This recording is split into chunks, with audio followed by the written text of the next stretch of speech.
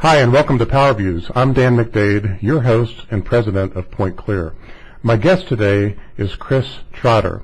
Chris is Vice President of Product Marketing for SAVO.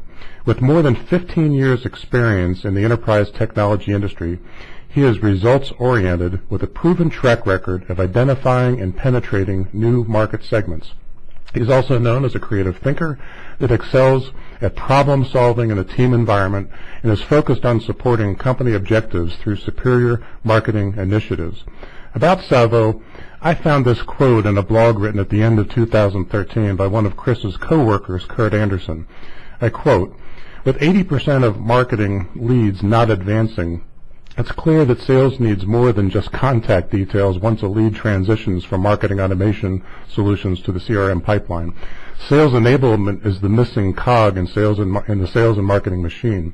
A mature sales enablement strategy binds marketing automation and CRM and delivers insight into sales motion, the transition from marketing qualified leads to sales qualified leads, and the content that caused the prospect to raise his or her hand in the first place to ask for more." End quote, and well said. Chris, welcome to PowerViews. Thanks, Dan. It's a pleasure to be here, so thanks for having me on PowerViews today. Well, I appreciate it. I've been looking forward to this, and actually I had lunch today with somebody who is one of your partners. So, Okay. First of all, let's start out just at the highest level. SAVO is self-described as a sales-first company. What does that mean? Yeah, absolutely, Dan. So actually, sales first is a broader concept than just SAVO, but certainly at SAVO we consider ourselves a sales first company. And what that really means is at the basic level, it's about aligning everybody around the sales team to provide the support that they need to close more business. Now, that sounds like an obvious no-brainer, but what we find when we talk to our prospects and clients and we're out in the market is that there's still significant misalignment and gaps between sales and marketing and maybe the product people and contracts. So there's still a lot of inefficiency and sort of ineffectiveness in a lot of the sales processes and sales cycles. Absolutely. What are some of the key steps that companies can take to become a sales-first organization? Yeah, absolutely. So I think there's several things. So, I mean, just to take a step back, I would say that sellers are in probably one of the most difficult environments they've ever faced, right? With the internet and the ability to research, buyers are much more educated than they've ever been, and they have much greater expectations from the sales reps in terms of being able to add value to solving their business problems on the first call. And so really getting that alignment, building that culture of alignment around sales first is critically important. And so when we think about what we do with our clients and a lot of the experience that we can bring to the market, there's really 5 or 6 key things that they really need to focus on. So the first one, I think, is really gaining alignment at the senior levels of the organization. So in the C-suite or sort of one level below that, the vice president, executive vice president level, on their go-to-market strategy and on their sales strategy. And then the second one is probably one of the most overlooked ones, and it's organizations trying to find a senior leader or executive that's absolutely dedicated to driving sales enablement and sales productivity. I think in a lot of cases, organizations really think about sales operations as sort of that group that does that. Mm-hmm. But in reality, sales operations is responsible for running the CRM system, maybe for making some training investments, but there's other pieces that they're not really as focused on in terms of what is the content strategy, how do sales reps get the tools that they need when they need them in the right context of the opportunity. There's a lot of unanswered questions around that. So having that senior level sort of focus and leadership, I think is a very important step. I think really the third thing is to identify key areas of misalignment in your particular organization and where the gaps are. And looking at areas that are most impactful. So, for example, are your sales reps spending 30 to 40% of their time on non-value-added sales activities, right? Are they creating PowerPoints? Are they looking for content in 7 different systems, whatever it happens to be? Are they able to consistently follow a sales process or really keep that sort of last sales training right fresh at the top of mind as they're going through a particular opportunity? Do they have the tools right in the palm of their hands to be able to drive effective, compelling sort of connection and engagement with their clients, whether that's through the ability to whiteboard or annotate on a particular PowerPoint, whether it's the ability to tailor a PowerPoint or a proposal more specifically to a client's needs, whether it's the ability to easily create a digital postcard to send out to an organization as they're prospecting. And really being able to do all of that in a very easy, efficient manner with marketing-approved content. So looking at those key areas of misalignment, and then also evaluating the processes and supporting technologies that they have in place. You know, the most common thing that we see is that there's a lot of different tools out there. So organizations may be focusing on investing in sales training or in different sales methodologies, but then the technology doesn't really come together to support it. So they may use their CRM system for part of it. They may use a social collaboration tool like Jive for part of it. They may use SharePoint as a content portal. So there's a lot of fragmented technologies that don't really support that underlying process and methodology. And then really focusing first on the areas of business biggest impact, and then building a longer-term roadmap for how to drive better sales enablement and productivity. Before we get back to technology, which we will in just a minute or so, you know, you and I have been around for a little while, me longer than you, and this sales and marketing alignment problem has been a problem. I think the earliest article I found was 1993. That's folks were talking about aligning marketing and sales. Is it going to be, because of the way, you know, we've all grown up for some reason, is it going to be an unusual company that's going to get it and understand how critically important this is, or do you feel that the market is kind of shifting in that direction slowly, that eventually that we will have, you know, more enlightened individuals who understand that they can't keep going to battle with themselves if they're trying to win the battle in the marketplace? Yeah, I absolutely think that in talking to our clients and looking at what's going on in the market, it's definitely more of a trend that organizations are starting to realize that this is an area of misalignment and a problem that they need to address. And so that's why I say that in that second step of looking for a senior leader at the highest levels of the organization, it's an EVP, SVP title, to really drive that sales enablement productivity. We're seeing a trend where there's more and more organizations that have that title within their organization. Mm-hmm. So I think that's absolutely proof that there's a trend that's starting to form where there's organizations that understand this is very important and that's not really being addressed in any other area of the organization. So I do hold out a lot of hope that we're going to get to a point where there's a lot more alignment, not only between sales and marketing, but also sales operations and the other parts of the organization as well. And I think you probably agree that it sometimes comes down to the C-level, because I read an article the other day and it said basically the CEOs don't care about leads, CEOs don't care about marketing, they just care about revenue. But without leads, without good leads and without marketing, they're not going to get to the revenue number that they're looking for. So. Yeah, absolutely. And even one step further than that, you know, there's you know, getting back to your quote about 80% of marketing nurtured leads not converting. You know, there's the lead generation, and without leads, you're not going to get to your revenue. But there's still that sort of disconnect between, all right, we hand the leads off to sales, and then what happens to them? Yeah. And giving your inside sales reps or your sales team the ability to know exactly what the situation is, what to say, what to do on that first call, because you're walking a very thin line there with that first call, because either it can make or break your sales cycle. In fact, I think less than 10% of first calls actually convert into second calls and develop into a full-blown sales cycle. So it's a very critical part of the sales process. So shifting back to technology for just a minute, I think I believe it was in the early to mid 90s when you first saw Salesforce automation. Salesforce automation kind of became CRM, and that was sort of the holy grail for a while. You know, that was what was going to solve all of the world's problems. And then marketing automation comes along, and that's the holy grail. That's going to solve everybody's problem.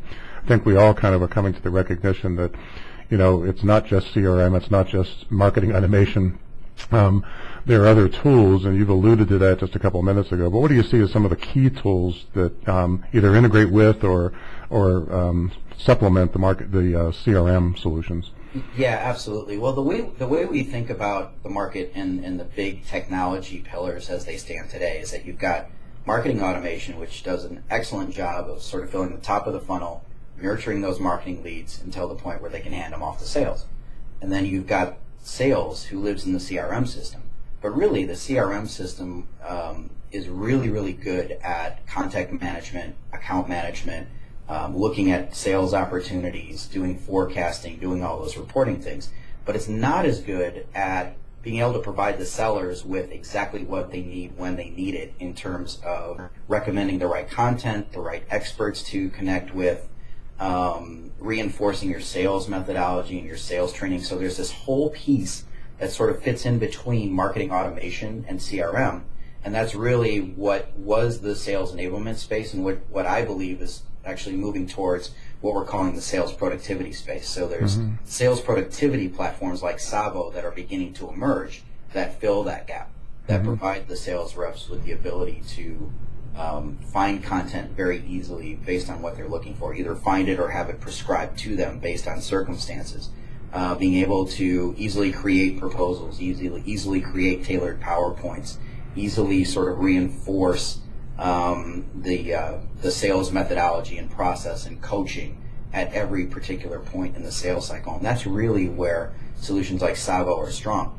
And so I would say right now that the state of the industry is that I think everybody recognizes that there is the gap between marketing automation and CRM, but there's not a lot of agreement or consensus on how to fill that gap, right? So what you see is a lot of different point solutions. So you might see a solution that's really good at helping you with proposals or with presentations, or maybe with developing sales playbooks and delivering them, or maybe a content site like SharePoint or Jive for collaboration, whatever it happens to be. But there's really no solution right now that ties everything together into that single pane of glass that actually delivers what the seller needs when they need it, where they live, right? Whether that's on a mobile device or on the web or in their actual CRM system. And that's really where SAVO's niche is, in terms of providing that sales productivity platform that ties everything together for the seller in that single pane of glass and provides that intelligent recommendation in that context that they need to know exactly what to do and what to say and when to do it in the sales cycle. You mentioned a couple of minutes ago the postcard, and I actually just heard about that this morning. I was having a conversation with somebody about our conversation today, and Sure. they knew your company, and they told me a little bit about the postcard. But you mind talking a little bit about that and what's all involved in that? Yeah, absolutely. So the postcard is actually a little bit of a unique tool. I think that there's been the concept around for a while of being able to create templated emails and maybe embed a video or a link or whatever it is. And, you know, that used to be good at the very beginning when that concept first came out. But now what we see is that it's really subject to a lot of the same open rates that you see with direct mail, where it's, you know, maybe 2-3%. Whereas with the postcard technology that we have the ability to build templates that are marketing approved content, and it's usually, you know, a sell sheet or a brief product overview video or whatever it happens to be. But then we also put those postcard templates into the hands of the sellers so that they can record a personalized message at the very beginning. And so it could be just a prospecting postcard, or it could be a follow-up to a meeting. And it becomes very effective because it is that personalized message that has a face with a name and a voice that talks about things that are relevant to the client. And what we see is that the open rates for those digital postcards tend to be 20-25%. And they tend to be very sticky in terms of people looking at the content and staying on the postcard and the different items within the postcard, and then also forwarding that on average to probably 5 or 6 more people within the organization. That's pretty cool. We've talked a little bit about this, but if you look at it kind of on a macro basis, if you said, you know, put on your future seeing glasses or your prediction mode and say what major things will happen in 2014 in sales and marketing. Yeah, absolutely. I think that again, from a sales enablement, sales productivity perspective, you're going to continue to see the trend of senior executive and senior leadership and really looking at sales enablement, sales productivity begin to be much more defined as a particular area of need and as maybe even a particular market segment for technology. So I think that's one of the first things. I think another thing is that you're going to see a rise in the idea of sales productivity and the sales productivity platform. So sort of a consolidation of all the disparate technologies that are going on. And organizations, once they start focusing on sales enablement, building that sales first culture, how do we tie everything together? I think you've seen that in other industries. CRM is a great example of that, where you had sort of point solutions for Salesforce automation, for marketing automation a little bit later, but services, calls, those types of things. And those started to form into what we now know as a CRM suite. So there's multiple pieces within that. And I think you're going to see the same thing with sales productivity, where there's all of these productivity tools that are disparate, fragmented pieces, and they're going to start to come together in more sales productivity suites. Mm-hmm. And I think the third area is really a lot more partnership and combination of methodology and processes and content with technology. So we're already starting to do some of that here at SAVO by partnering with organizations like Richardson, for example. They're a very well-known training and sales methodology organization. And we've got a solution where we've actually embedded their intellectual property and their content into our product. So we can sell that as one particular sales productivity tool. So for organizations that don't have a sales process or methodology, we can provide them with the technology and sort of the methodology and content package that they can put right into their organization almost in a turnkey way. Let's wrap up with kind of a general question, and that is, how should somebody start if somebody is looking at becoming a sales-first organization? What's the first thing you would suggest that they do, other than look at your website? Other than that, that's a good suggestion. Yeah. Don't get me wrong. No, I would say that probably the biggest thing is that they need to get really clear about what sales productivity means in their organization. Because I think in a lot of cases there's sort of this blanket idea of what drives sales productivity. So there's this knee-jerk reaction that sales are down, so we need to do more training, or we need to invest in the sales methodology. And those are certainly good and they're big picture items, but I think getting even more granular than that. So looking at what are the specific areas where our sales reps are spending a lot of time that they don't need to. So it's that non-productive selling time. And if we could reduce that 30 to 40% down to 10% of their time looking for content or building custom content or whatever it happens to be, how much more productive would they be? Would they add 100,000, 200,000, 300,000? Would they be 30% more effective in terms of making their quota? I think that's the specific thing you need to get to, is that level of granularity of what specifically in our organization is broken, where are the gaps, and what can we address sooner rather than later, instead of just looking at, sales productivity is down and we need to do something, so let's throw some training at the sales force. Yeah, I guess Covey said it when he said, start with the end in mind, so start with the end in mind and then go backwards all the way to the beginning to make sure that you can get there. What have we missed? What's on your mind that you feel like our audience might like to know or to hear about? I think we've done a pretty good job of covering everything today. I just wanted to definitely say thank you for the opportunity today. I really do think that, if I was going to leave one parting thought, it's really that sales productivity is an area that needs to be focused on in most organizations, and really trying to build that sales first culture to make sure that your sellers know that everybody in the organization has their back and that they can reach out at any time to anyone in the organization and make sure that they get what they need in order to drive more business and to drive more sales. How could someone reach you if they wanted to reach out and talk to you some more or learn more about SAVO? Sure, absolutely. So the SAVO website is www.savogroup.com, and you can certainly reach out to me by email. It's probably the best way, and that's chris.trotter@savogroup.com. And Trotter is spelled? Tratar. T-A-R, okay. That's the way I had it. I just wanted to make sure. Okay, well, Chris, thank you so much for joining me. I really appreciate it. I've enjoyed the conversation. And for now, this is Dan McDade signing off from another edition of PowerViews. Thank you for watching. Thanks, Dan.